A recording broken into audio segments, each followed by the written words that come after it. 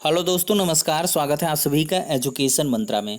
दोस्तों, 31,661 चयन सूची के बारे में चर्चा करेंगे और साथ ही साथ 63,867 एक साथ करने की लगातार मांग बढ़ रही है और सुप्रीम कोर्ट ऑर्डर को लेकर वर्तमान स्थिति क्या है, इस पर भी चर्चा होगी।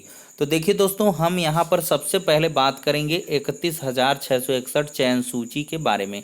देखिए दोस्तों, 31,661 की जो चयन सूची है, माननीय बेसिक शिक्षा मंत्री सतीश द्विवेदी जी के कथनानुसार 1 से 2 दिन में जारी होनी थी और लगभग वो आज के दिन से मियाद खत्म हो चुकी है।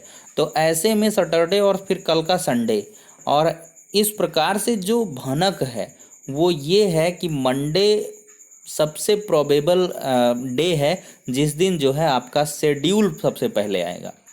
शेड्यूल में ये चीज़ें देखने के लिए मिलेंगी कि आपकी किस दिन से काउंसलिंग स्टार्ट होगी, किस दिन चयन सूची का प्रकाशन होगी और किस दिन से आपको नियुक्ति पत्र मिलने स्टार्ट हो जाएंगे। फिर विद्यालय आवंटन इत्यादि की सारी प्रक्रियाएं होंगी। तो इसमें दोस्तों क्या है कि 31,661 की चयन सूची को लेकर अभ्यर्थी खासे परेशान हैं। उनके द्वारा ये सोचा जा रहा है कि कितनी जल्दी चयन सूची जारी हो जाए। देखिए दोस्तों, 31,661 चयन सूची को जारी करना और इसके बाद उसको निर्विवाद रूप से रखना सबसे बड़ी चुनौती है। इसी के मंथन में अधिकारियों ने कम से कम 5 से 10 मीटिंग की हैं, तब जाकर किसी नतीजे पर पहुंचे हैं और उनकी पूरी की पूरी कोशिश यही है कि जो भी चयन सूची बने उसमें विवाद कम से कम देखने के लिए मिले। शासनादेश में आपने स्पष्ट तौर पर देखा होगा, कैविएट दाखिल करने की बात कही गई। कहीं न कहीं अधिकारियों को पूर्वाग्रह से ये चीज़ें पता हैं कि इसमें विवाद उत्पन्न होगा और इसके बाद ये मामला कोर्ट में भी जाएगा। तो इस वजह से प्रिपरेशन पहले से ही कर ली गई हैं, कैविएट डल चुकी है दोनों जगहों पर। तो ऐसे में चयन सूची को लेकर जो अधिकारी हैं फाइनल तरीके से हर बार मंथन करते हैं कि किस तरीके से इस चयन सूची को रखा जाए जिससे कि इसमें विवाद कम से कम देखने के लिए मिले और 31,000 की जो नियुक्ति हो वो फिर किसी झमेले में ना फंसे। तो कुल मिलाकर यही रहा है जिसकी वजह से समय लगा है। हाँ, इसी बीच अधिकारियों ने ज़रूर वेट किया है एनसीबीसी का और कोर्ट ऑर्डर का, लेकिन एनसीबीसी और कोर्ट ऑर्डर दोनों जगहों से जब सकारात्मक चीज़ें घटित होती हुई नज़र नहीं आई, तो इनके द्वारा सीधे से अब 31,000 पर जो अग्रिम कार्रवाई है उसको करने का जो लक्ष्य था उसकी तरफ अधिकारी बढ़ चुके हैं। पूरी तरीके से हर जगह से पॉजिटिव खबर ही निकल के आई है। एनआईसी को जैसा कि जो शेड्यूल है वो बना करके फॉरवर्ड किया गया है, अब उसमें सहमति एनआईसी देगी और इसके बाद से आपको अगर वहाँ से हरी झंडी मिल जाती है कि हाँ भाई, जो आपने शेड्यूल फिक्स किया है, जिस प्रकार से आपने चयन सूची को बनाने के लिए कहा है, फाइनल वो इस प्रकार से है, अगर आपकी तरफ से अपने स्तर से चीज़ें हो जाएंगी, फिर इसके बाद जैसे ही हरी झंडी एनआईसी से मिलेगी तो आपका शेड्यूल तुरंत आ जाएगा। और जहाँ तक अगर उम्मीद करें तो जो घटनाक्रम रहा है उसके लिहाज से आपका सोमवार मंगलवार तक एकदम से शेड्यूल आ जाना चाहिए। सोमवार देर शाम तक भी देखने के लिए आपको मिल सकता है और अभ्यर्थी भी लगातार इसकी जुगत में है, कोशिश में है। उनके जो धरनारत अभ्यर्थी थे उनको भी सकारात्मक चीज़ें निकल के मिली हैं और उनका ये दावा है कि अगर सोमवार मंगलवार तक नहीं जारी होगी तो फिर से सैकड़ों अभ्यर्थी जाकर एससीईआरटी लखनऊ में धरना प्रदर्शन करेंगे। ऐसे में 67,867 को एक साथ करने की मांग भी लगातार उठ रही है। दोस्तों, बहुत सारे ऐसे अभ्यर्थी हैं जिनका कहना है कि उनकी जिलों में कम सीटें, किसी के यहाँ जीत ज़्यादा हैं, किसी की मेरिट हाई होते भी वो छटनी हो जाएगा।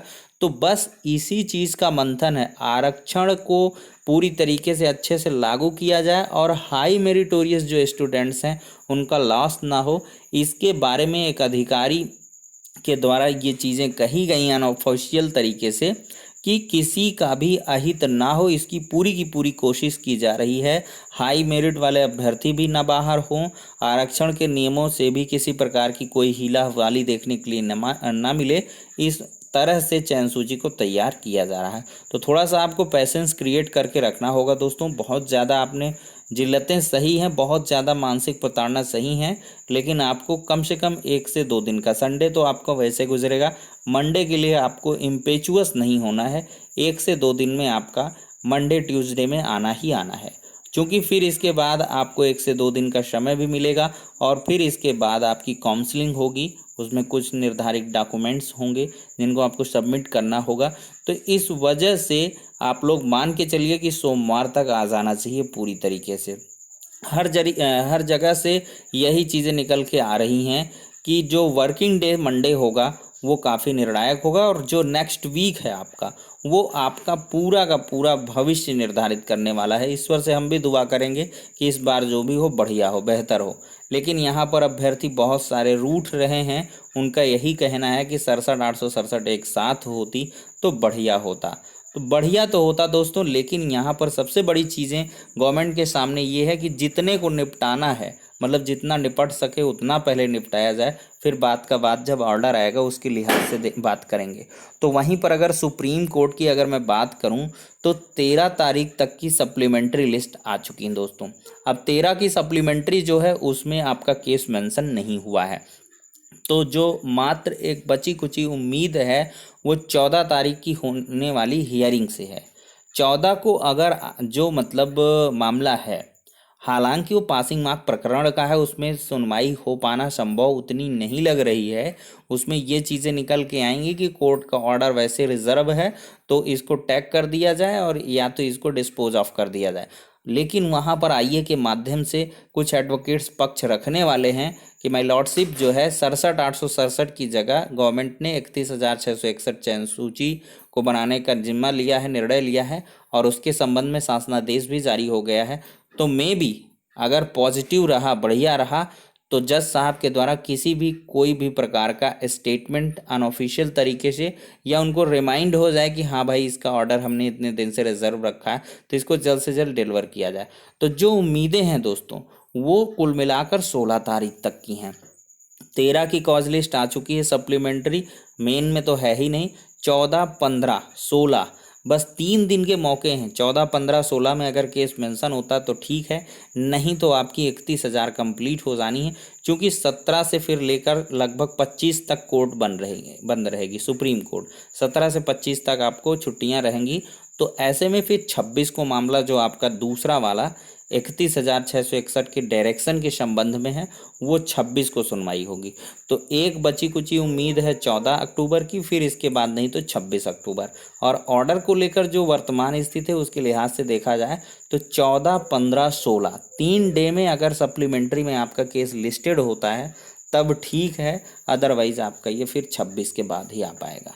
14 की हेयरिंग से भी कुछ स्पष्ट हो सकता है, लेकिन काफ़ी देर होगी। 14 की हियरिंग में भी 15, 16 में भी अगर कुछ संभावना बनती है तो बनती है, अदरवाइज फिर नहीं आ पाएगा इधर। तो ये सारी की सारी दोस्तों बातें रही हैं कि निर्विवाद सूची जारी करने की पूरी अधिकारियों की कोशिश है। तो इस वजह से एट लास्ट मैं कहना चाहूँगा आप लोग बिल्कुल से परेशान ना हों, टेंशन फ्री रहें। सिलेक्शन होगा, जिसका मेरिटोरियस है, अच्छा स्टूडेंट है, उसका सिलेक्शन होगा। सीट कम ज़्यादा इस तरह के दिमाग में ना लगाइए कि 46% में होगा कि नहीं होगा। देखिए कुल मिलाकर ऐसी कोशिश की जा रही है कि किसी भी अभ्यर्थी का अहित ना हो, इस हिसाब से लिस्ट को प्रिपेयर करने की पूरी कोशिश अधिकारियों की है। इसी वजह से थोड़ा सा समय लगा है। तो फिलहाल के लिए ये कुछ अपडेट थी दोस्तों। नेक्स्ट वीडियो मिलते हैं, तब तक के लिए शुक्रिया, धन्यवाद।